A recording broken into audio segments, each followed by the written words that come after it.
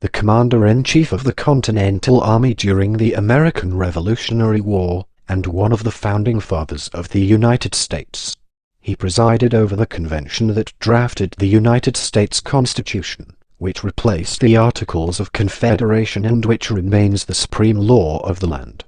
Washington was elected president as the unanimous choice of the electors in 1788, and he served 2 terms in office.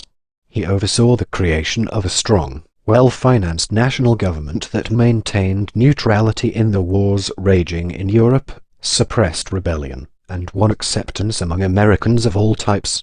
His leadership style established many forms and rituals of government that have been used since, such as using a cabinet system and delivering an inaugural address.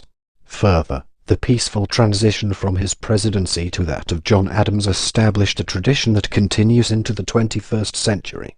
Washington was hailed as "father of his country" even during his lifetime.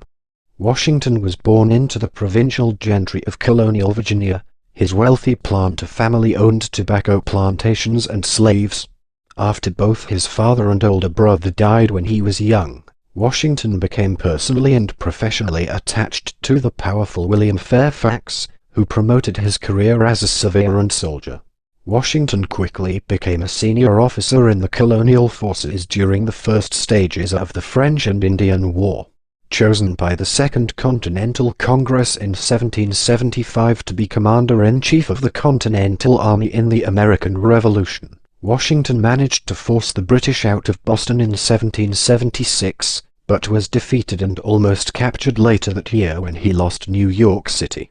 After crossing the Delaware River in the dead of winter, he defeated the British in 2 battles, retook New Jersey and restored momentum to the Patriot cause. Because of his strategy, Revolutionary forces captured 2 major British armies at Saratoga in 1777 and Yorktown in 1781.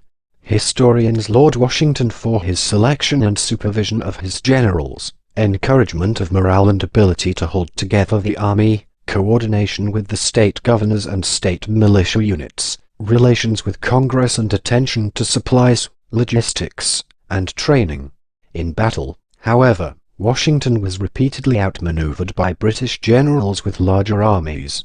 After victory had been finalized in 1783, Washington resigned as commander-in-chief rather than seize power, proving his opposition to dictatorship and his commitment to American republicanism.